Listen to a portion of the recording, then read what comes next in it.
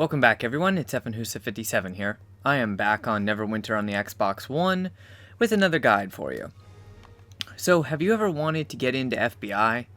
No, not the Federal Bureau of Investigations, I mean Fangbreaker Island. The technically hardest dungeon in the game, actually pretty much is the hardest dungeon in the game, way down here at the bottom. Well, like the title of this video, how to get EverFrost resistance to 28%, easy, I'm going to show you how to do it. So, first of all, you have to have 3100 item level and actually unlock Fangbreaker Island in the Storm King's Thunder campaign. It's going to take you approximately 21 days of doing the campaign dailies to unlock Fangbreaker Island. Once you have Fangbreaker Island unlocked, well, that's the easy part. Next, you're going to actually need to have 3100 item level, which if you've unlocked it, you probably have 3100 item level. So that's not the hard part. The hard part is going to be the EverFrost resistance. Now, the thing about this dungeon, it's the only dungeon in the game that actually requires you to have a separate stat. It requires a special requirement, and that's 28% EverFrost resistance. That is a stat that can be found on your stat screen. You have to scroll all the way down because it's down towards the bottom of the list. But right there under defense is EverFrost damage resistance. Now you can see I have 13% total default right now. Items 3%, buffs 8%, features 2%. Now I have this because I have the boons. And that's going to be the first step for you. The Storm King's Thunder campaign boons, the first one is nothing. The second one offers you 2% EverFrost damage resistance, no matter which one you take. The third one, nothing. The fourth one, 2% EverFrost damage resistance. The fifth one, well, nothing. So right there is 4% that you can get very easily. Also, you can either buy from the auction house or you can purchase them through the campaign store. You can get reinforcement kits for your shirt and pants.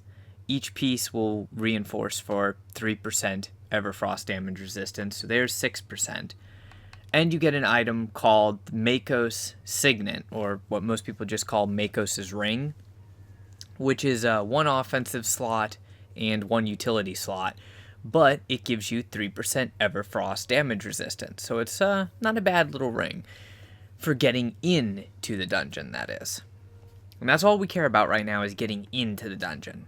So that ring you get simply by completing quests in Cold Run, which is the third area of the Storm King's Thunder campaign. Very easy to get that, very easy to get the boons and the kit for the shirt and pants. But as you've seen, even with all 4 boons unlocked, I only have 13%. So how am I to get the other percent that I need? Well, you're going to have to do a couple things. You're going to want to get your Frostborn gear. Now, the chest piece you are going to have to buy with Tarmaloon trade bars. It's very easy if you have VIP and you've opened a few lock boxes. If you're 3100 item level, you probably have a few Tarmaloon trade bars kicking around, and you can access that store from anywhere. So what you're going to want to do is equip your Frostburn set. I just use gauntlets, boots, and chestplate. I don't use the armlets, or not armlets, sorry, I do use them, but I don't use the helmet. It was too expensive to get the helm piece, at least for me. And you don't have to reinforce this armor. You're literally not going to be using it in combat. You're only going to be using it to get into the dungeon. So right there, you'll see that just by doing that, it boosts me up to 23% EverFrost resistance. Now, you can also buy from the campaign store a potion of EverFrost resist, or you can buy it from the Tarmaloon Trade House, the auction house, for diamonds. It's very cheap either way. It's either like 5.5 silver or 100 diamonds. And this gives you 5% EverFrost damage resistance for 1800 seconds. So you can go ahead and drink that potion. And now you'll see for me, I have to scroll back down, but I should be almost perfect. Yep, right there. Perfect. 28% EverFrost damage resistance. Now, if you do not have the last boon that gives you the 2%, you're going to be 2% lower than that stat. So you're going to need to come to the guild stronghold, which is why I'm in the guild stronghold. Talk to the barmaid. Ignore that quest. That quest is just if you haven't got food. But you'll look at the food, depending on the level of your guild stronghold, which most of you are going to be in a pretty high stronghold. You're going to have a couple different soups. You can have this, basically 3 of them. I usually go for the one all the way down on the bottom, the most expensive one. It's 350 guild marks, and you get 5,000 additional maximum hit points and another 2% additional EverFrost resistance. So that would bring me up to a total of 30%. There is one more other option that you can do. If you have some Von in Blood, when you have a piece of gear equipped, you can do Von in Blood empowerment. And you'll see that when you buy the Frostburn gear, it's at tier 2. If it drops to tier 1, it's 1% less EverFrost resist. And if you charge it by adding more Von in Blood, you will gain 1% more EverFrost damage resist. So technically, if you had more Von in Blood, didn't have the guild marks, couldn't buy the soup, whatever the case is, you could just charge 2 pieces of gear up, and then you would be good to go with the EverFrost resist. So the EverFrost resist is very, very easy. You'll see that since I meet the requirements, I can go over to queues now. I can go all the way down, and I can, if I want to, I can queue for Fangbreaker Island. Now, once you get in to Fangbreaker Island, though, once you get into it, what you're going to do is you're going to swap back to your combat gear.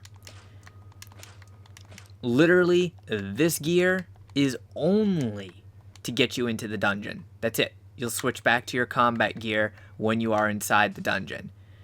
See, back to my combat gear. The only reason for you to have this gear on is just to meet the queue requirements to get into the dungeon. Keep in mind, if you don't have rank 12 enchantments and everything, you may have to socket your enchantments into the Frostburn gear and then pay gold to switch them back to your combat gear so that you meet that 3100 item level. Other than that, it's still a difficult dungeon. The dungeon has some pretty bad lag in it sometimes. The instance isn't perfect.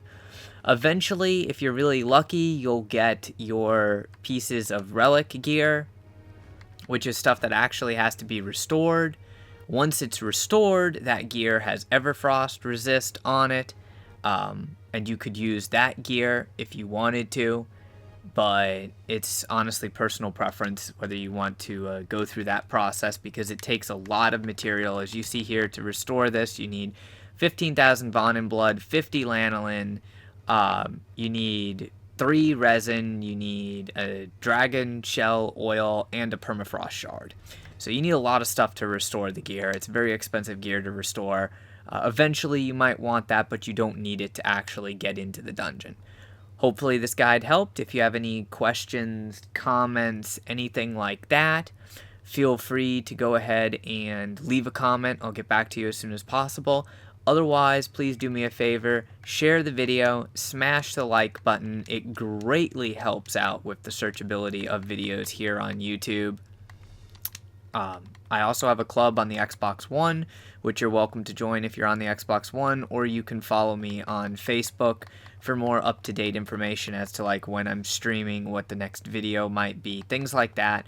But feel free to keep in touch with me. Feel free to keep in contact with me. I'll be happy to help out, like I said, as best as I possibly can. Until next time, guys, thank you for watching, and stay frosty.